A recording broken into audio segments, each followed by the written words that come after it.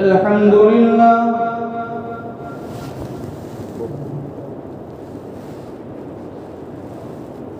الحمد لله وكفى وسلام على عباده الذين اصطفى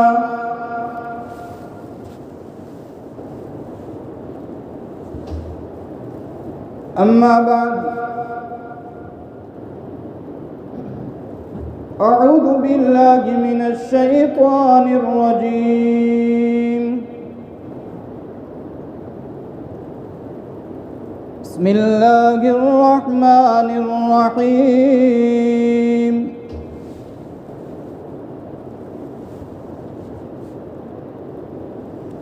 يا أيها الذين آمنوا عليكم أنفسكم لا يضركم من ضل إذا اهتديتم إلى الله مرجعكم جميعا فينبئكم بما كنتم تعملون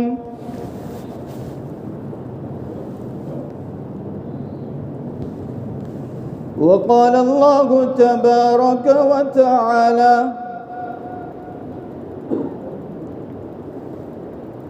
وما أصابكم من مصيبة فبما كسبت أيديكم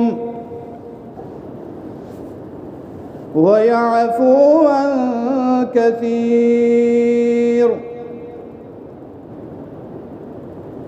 صدق الله مولانا العظيم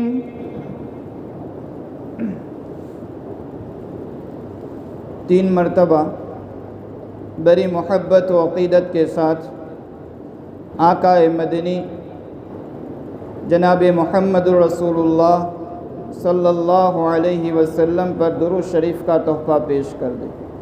اللہم صلی علی سیدنا محمد وعلی آل سیدنا محمد وبارک وسلم۔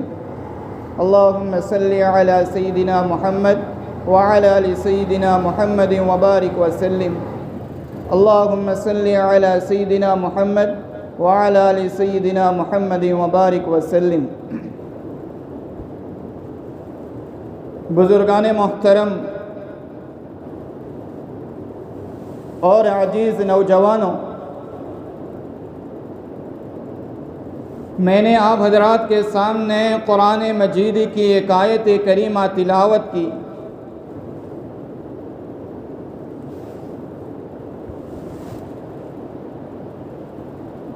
بعد ازیں ایک دوسری آیت کریمہ کا بھی سہارا لیا۔ میری بات شروع کرنے سے پہلے بارگاہ رب العزت میں دست بدعا ہوں کہ اللہ تبارک و تعالی آج کی مجلس میں میری زبان سے جو بھی باتیں نکلوائیں، سب سے پہلے مجھے عمل پیرا ہونے کی توفیق عطا فرمائیں، بعد پوری امت کو عمل کرنے کی توفیق عطا فرمائیں، آمین۔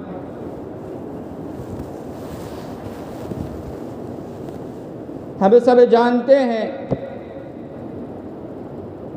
کہ آج پوری دنیا بلکہ ہر قوم مصیبتوں اور آلام کے اندر مبتلا ہے۔ دوسرے الفاظ میں کہیے تو پوری دنیا کے اوپر زمین کا کوئی حصہ خالی نہیں ہے۔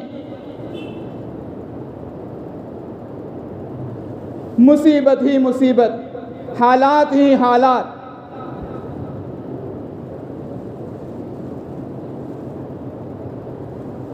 یہ سمجھ لیجئے کہ اللہ تبارک و تعالیٰ نے یہ حالات بھیج کر پوری امت مسلمہ کو یہ بتلا دیا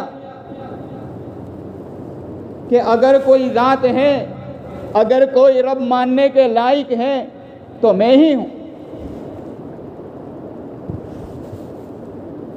آج دوسری ممالک کو اپنی قوت پر ناز تھا، اپنی طاقتوں پر ناز تھا، اپنے آپ کو سپر پاور کہتے تھے، لیکن اللہ تبارک و تعالیٰ نے چند گھڑیوں کے اندر یہ بتلا دیا کہ حکومت کسی کی نہیں، ان الحکم الا للہ، حکومت ہے تو اللہ کی ہے۔ اپنے آپ کو بڑے کہتے ہو، اپنے آپ کو سپر پاور کہتے ہو، لیکن یاد رکھ لو اللہ تبارک و تعالیٰ نے کھول کر سورہ تبارک الذی کے اندر ارشاد فرما دیا، تبارک الذی بیدہ الملک، بابرکت ہے وہ ذات بیدہ الملک جس کے قبضہ قدرت میں ملک و بادشاہت ہے،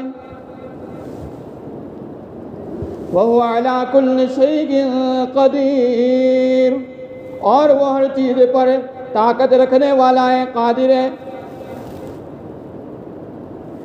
آج تمہارے پاس اسباب کے درجے میں ساری چیزیں موجود ہیں، لیکن ایک بیماری، ایک ایسا چھوٹا سا وائرس جو دکھائی نہیں دیتا، اللہ تبارک و تعالیٰ نے اس وائرس کے ذریعہ پوری امت مسلمہ کو بے حال کر کے رکھ دیا ہے۔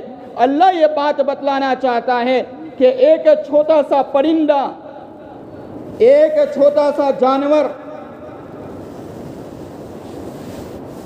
کہ وہ تمہاری آنکھوں سے اوجھل ہے، لیکن تم اتنے سے ڈر گئے ہیں کہ تمہیں کو گھروں کے اندر لاک کر دیا،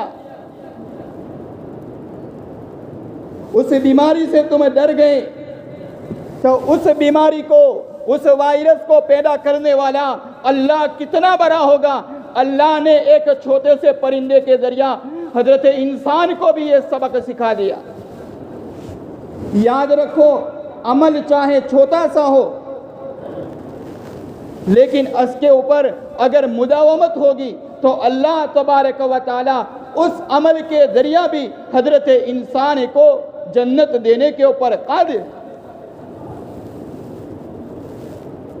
اللہ تبارک و تعالی قرآن مجید میں مختلف مقامات پر چھوٹے چھوٹے پرندوں کے ذریعہ شاعر اللہ کی حفاظت کروائی ہے۔ اللہ تبارک و تعالیٰ نے یہ بتلا دیا کہ چھوٹے سے پرندے کے ذریعہ بھی میں اپنی شاعر اللہ یعنی میری جتنی بھی چیزیں ہیں اس کی حفاظت کروا سکتا ہوں۔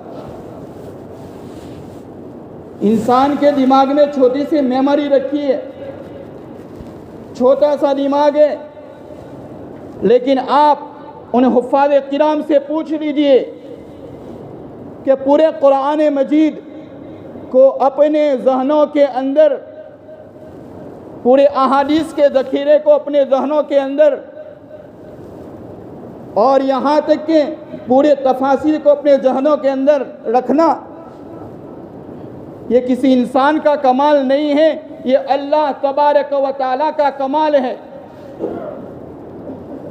میں میرے پاس پڑھنے والے طلباء کو یہ مثال دیا کرتا ہوں کہ او میرے طلباء، یہ قرآن مجید اتنی مقدس اور اتنی عجیب و غریب کتاب ہے کہ آپ کوئی بھی کتاب کو اٹھا کر دیکھ لیجئے، چاہے بخاری شریف کو اٹھاؤ، چاہے مسلم شریف کو اٹھاؤ، چاہے ترمذی شریف کو اٹھاؤ، یا دنیا کی کوئی کتاب اٹھاؤ، لیکن قرآن کے مقابلے میں اگر تم قرآن کریم کو یاد کرنا شروع کرو گے، ایک 8 سال کا بچہ، ایک 10 سال کا بچہ اپنے ذہن کے اندر پورا قرآن سمو لیتا ہے۔ پتہ چلا کہ قرآن کریم کی اللہ نے حفاظت چھوٹے سے بچوں کے ذریعہ کروائی ہے۔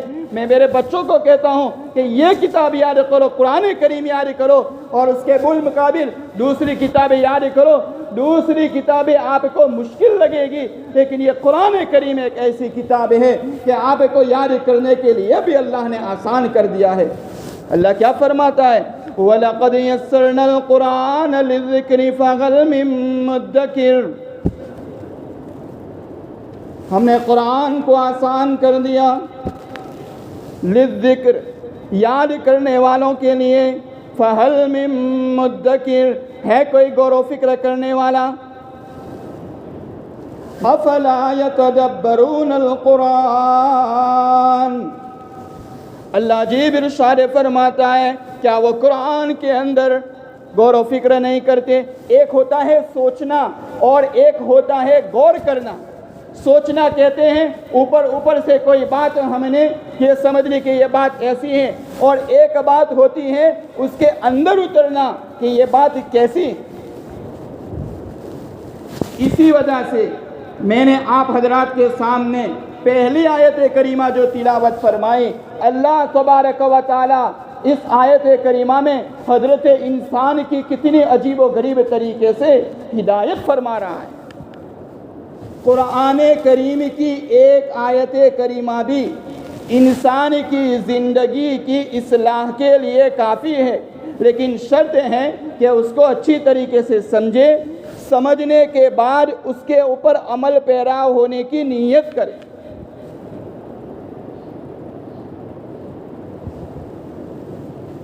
تو میری بات آپ حضرات کو سمجھنے کے لیے اور آپ حضرات کے ذہنوں کے اندر اتارنے کے لیے سب سے پہلے ایک سوال آپ کے ذہنوں کے اندر قائم کر دوں، اس کے بعد ہم یہ آیت کریمہ کا ترجمہ اور اس کا مطلب کیا ہے اس کو سمجھیں گے۔ سوال یہ پیدا ہوتا ہے کہ آج پوری دنیا حالات کے اندر ہے، کہیں پر ہندوستان کے مسلمانوں پر ظلم و ستم کے پہاڑ، کہیں پر کشمیر کے مسلمانوں میں، کہیں پر بوسنیا کے مسلمانوں میں، کہیں پر صومالیہ پر، کہیں پر امریکہ، کہیں پر یورپ، آج پوری دنیا کے حالات دیکھ لو، کوئی بھی خالی نہیں۔ اب سارے حالات کے اندر ہے تو حالات سے نکلنے کا کوئی راستہ تو ہوگا، لیکن جن کے دلوں میں ایمان کی ذرہ برابر بھی رمق ہے، ان کا اسباب تلاش کرے گا، ان کا سبب تلاش کرے گا، سبب تلاش کرنے کے بعد اس نتیجے کے اوپر پہنچے گا کہ آج ہمارے کرتوتوں کی وجہ سے حالات ہمارے اوپر آئے ہوئے ہیں، اور یہ بات بالکل سچی ہے۔ 25ویں پارے میں اللہ تبارک و تعالیٰ نے اس کی تصدیق فرمائی ہے۔ اللہ کیا فرماتا ہے؟ وَمَا أَصَابَكُم مِّن مُّصِيبَةٍ فَبِمَا كَسَبَتْ أَيْدِيكُمْ، تمہارے اوپر جو مصیبتیں آتی ہیں، تمہیں جو مصیبتیں پہنچتی ہیں، فَبِمَا كَسَبَتْ أَيْدِيكُمْ، یہ تمہارے ہاتھوں کے کرتوت کی وجہ سے ہیں، تمہارے اعمال بد کی وجہ سے ہیں۔ آگے اللہ کیا فرماتا ہے؟ وَيَعْفُو عَن كَثِيرٍ، لیکن بہت سے اعمال بد ایسے ہیں کہ اللہ اس کو معاف فرما دیتا ہے۔ آج آپ دیکھ رہے ہو بہت ساری تنظیمیں کام کر رہی ہیں، بہت سارے ادارے قائم ہیں کہ حالات کی درستگی کے اندر ہم مشورہ کریں کیا کیا جائے تو حالات درست ہو جائے، لیکن حالات جو کہ تو ہیں، حالات بدلنے کا نام نہیں لے رہے ہیں۔ مفتی تقی عثمانی دامت برکاتہم ومد ذل فیوضہم نے، اللہ تبارک و تعالیٰ نے حضرت کو عجیب ملکہ عطا فرمایا ہے کہ دنیا کے اندر کوئی چیز ہوتی ہے تو اس کو اچھی طریقے سے بھاپ لیتے ہیں اور غور و فکر کرنے کے بعد اس کو نتائج دنیا کے سامنے لاتے ہیں، تو دنیا والوں کو سمجھ میں آتا ہے کہ ہمیں کس چیز کے اندر سدھار کرنے کی ضرورت ہے۔ حضرت فرماتے ہیں کہ انسان کو آج حالات کے اندر چاہے مبتلا ہے، لیکن قرآن کریم کی ایک آیت کریمہ ان حالات کی درستگی کے لیے بھی کافی ہے۔ اپنے آپ کو اس کے اندر، یہ آیت کریمہ کے اندر لگانا پڑے گا۔ اللہ کیا فرماتا ہے؟ یا ایھا الذین آمنوا علیکم انفسکم، اے ایمان والو تم سب سے پہلے اپنے آپ کی فکر کرو، اپنے آپ کی اصلاح کی فکر کرو، اپنے سدھار کی فکر کرو، اپنے آپ کو بنانے کی فکر کرو۔ آج ہم لوگوں کی برائیاں، لوگوں کے عیبوں میں تلاش کرنے کے اندر تو اتنے منہمک ہو چکے ہیں، اتنے ہم اس کے پیچھے پڑ گئے ہیں کہ ہماری اصلاح کی تو ہم کو فکر ہی نہیں۔ اللہ فرماتا ہے اگر تم اپنے آپ کو اچھا بنانا چاہتے ہو تو اپنے آپ کی سب سے پہلی فکر کرنی پڑے گی۔ چاہے دنیا گمراہی کے اوپر چلی جائے، چاہے گمراہی کے راستے ارتکاب کر لے، چاہے گمراہی کے راستوں کے پیچھے چل رہی ہے، لیکن یاد رکھو تم نے اپنے آپ کی فکر کر لی، لا یضرکم من ضل اذا اهتدیتم، دوسروں کی گمراہی تمہیں نقصان نہیں پہنچا سکتی، اس وجہ سے کہ الی اللہ مرجعکم جمیعا، اللہ ہی کی طرف تم سب کو لوٹ کر جانا ہے، فَيُنَبِّئُكُمْ بِمَا كُنْتُمْ تَعْمَلُونَ، پس وہ تم کو بتلا دے گا کہ تم کون سے دھندے کرتے تھے۔ آج ہم مجالسوں کے اندر بیٹھتے ہیں کہ فلانی جگہ کے اوپر عریانیت، فحاشی، دھوکہ، رشوت لیتے ہیں، لیکن ہم ان کا تذکرہ تو کرتے ہیں، اپنے آپ کو بھول جاتے ہیں۔ میرے نبی کا طریقہ کیا تھا؟ ہمارے لاڈلے پیغمبر جناب محمد رسول اللہ صلی اللہ علیہ وسلم نے یہاں پر ہمیں تعلیمات سکھائی۔ صحابی رسول ہیں، صحابی رسول ہیں، اور امت کا اس کے اوپر عقیدہ ہے الصحابۃ کلہم عدول، تمام صحابہ کے صحابہ یہ عادل ہے، انصاف پسند ہیں، کوئی صحابی بھی فاسق نہیں ہو سکتا، اس کے اوپر ہمارا یقین ہے۔ لیکن حضرت حنظلہ رضی اللہ تعالیٰ عنہ کا حال دیکھیے، اللہ کے رسول صلی اللہ علیہ وسلم کی مجلس میں جاتے ہیں، فرماتے ہیں اللہ کے رسول میں آپ کی مجلس میں بیٹھتا ہوں، مجھے جنت یاد آتی ہے، مجھے آخرت کی فکر سوار ہوتی ہے، لیکن میں میرے بچوں کے اندر چلا جاتا ہوں تو میرے بچوں کے اندر لگ جاتا ہوں، آخرت سے بالکل غافل ہو جاتا ہوں۔ اللہ کے رسول صلی اللہ علیہ وسلم مجھے لگتا ہے یہی تو منافقت کی نشانی ہے۔ اللہ کے رسول صلی اللہ علیہ مسلم شریف کے اندر کتاب التوبہ کے اندر اس واقعے کو نقل کیا گیا۔ حضرت فرماتے ہیں، نبی کریم صلی اللہ علیہ وسلم ارشاد فرماتے ہیں حنظلہ گھبرا نہیں، یہ تو وقت کی بات ہے، یہ تو کیفیت کی بات ہے۔ ارے ہمارے قریب میں ابھی گزرے ہیں ولی کامل جس کو کہا جاتا ہے حضرت جنون مصری رحمۃ اللہ علیہ، اللہ تبارک و تعالیٰ نے کتنے بڑے ولی بنایا تھا، اس کا ہم تصور بھی نہیں کر سکتے۔ لیکن ایک مرتبہ حضرت نے اس واقعے کو تحریر فرمایا، مفتی تقی صاحب نے اپنی کتاب میں اس واقعے کو تحریر فرمایا ہے۔ حضرت کیا فرماتے ہیں؟ حضرت فرماتے ہیں کہ حضرت جنون مصری رحمۃ اللہ علیہ جس گاؤں کے اندر آباد تھے وہاں پر قحط سالی پڑی۔ اب قحط سالی پڑی تو ہمارا بھی جیسا ہوتا ہے، ہم کسی اللہ والے کے پاس چلے جاتے ہیں، جیسے یہ بیماری عام ہو گئی، ہم کسی اللہ والے کے پاس چلے گئے، وہاں پر جا کر ہم نے کہا حضرت دعا کر دو اللہ اس بیماری کو ہٹا دے۔ جیسے ابھی افریقہ والوں کی حالت ہے، لوگوں کے پاس دعائیں کروا رہے ہیں، اور ہمارا بھی فرض بنتا ہے کہ یہاں پر اگر ہم سنیں کہ ہمارے مسلمان بھائی کو وہاں پر تکلیف ہو رہی ہے تو ہم بھی ان کے لیے دعائیں کریں، یہ ہمارا فریضہ بنتا ہے، یہ ہمارے نبی کریم صلی اللہ علیہ وسلم کی سنت۔ تو میرے بھائیوں، حضرت جنون مصری رحمۃ اللہ علیہ کے پاس لوگ چلے گئے، حضرت قحط سالی پڑی ہوئی ہے، ہمارے گلے خشک ہو گئے ہیں، بارش نہیں ہو رہی ہے۔ اللہ کے رسول صلی اللہ علیہ وسلم کی عادت شریفہ یہ تھی کہ لوگ ان کے پاس جاتے تھے اور یوں دعائیں کرواتے تھے، او جنون مصری آپ بھی دعا فرما دیجیے۔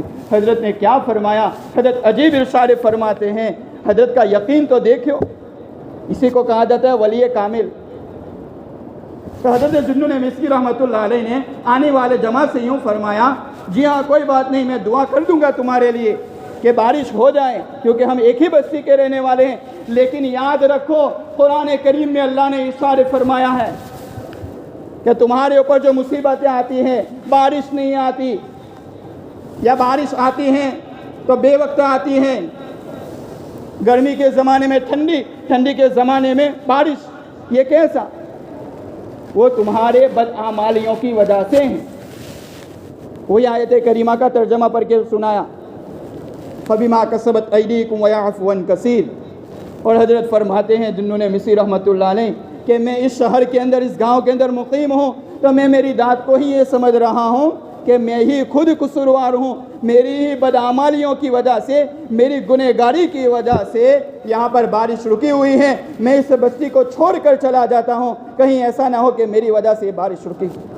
یہ واقعیتاً کہہ رہے تھے۔ حضرت چھوڑ کے چلے گئے، دوسری جگہ پر اس واقعے کو مکمل فرمایا ہے، حضرت بستی کو چھوڑ کر چلے گئے اور فوری طور پر انہوں نے دعا کی، اللہ اس بستی کے اوپر تو تیری رحمت والی بارش نازل فرما۔ اللہ نے بارش نازل فرما دی، یہ اللہ والے ہوتے ہیں۔ پھر بارش اتنی ہوئی کہ اب بارش بند کروانے کے لیے جانا پڑتا ہے۔ میرے بھائیوں، میرے کہنے کا مطلب یہ ہے کہ اپنے آپ کی فکر کرو۔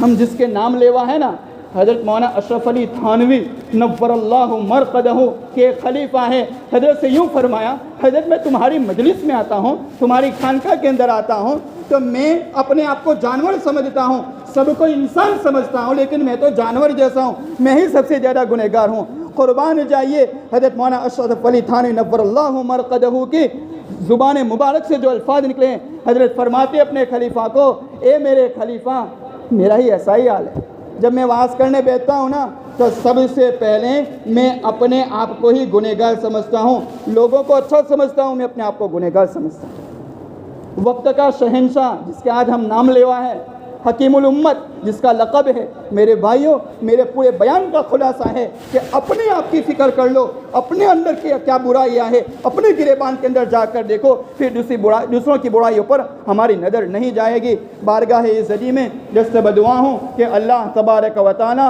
ہم تمام کو سب سے پہلے ہماری فکر کرنے کی توفیق عطا فرمائیں، بعد ازیں پوری امت کی فکر کرنے کی توفیق عطا فرمائیں، اور آج کی مجلس میں میری زبان کے ذریعہ اللہ تبارک و تعالی نے جو صحیح باتیں نکالی، اللہ سب سے پہلے مجھے عمل پیرا ہونے کی توفیق عطا فرمائیں، بعد ازیں پوری امت کو عمل پیرا ہونے کی توفیق عطا فرمائیں، آمین یا رب العالمین، وآخر دعوانا ان الحمد للہ رب العالمین۔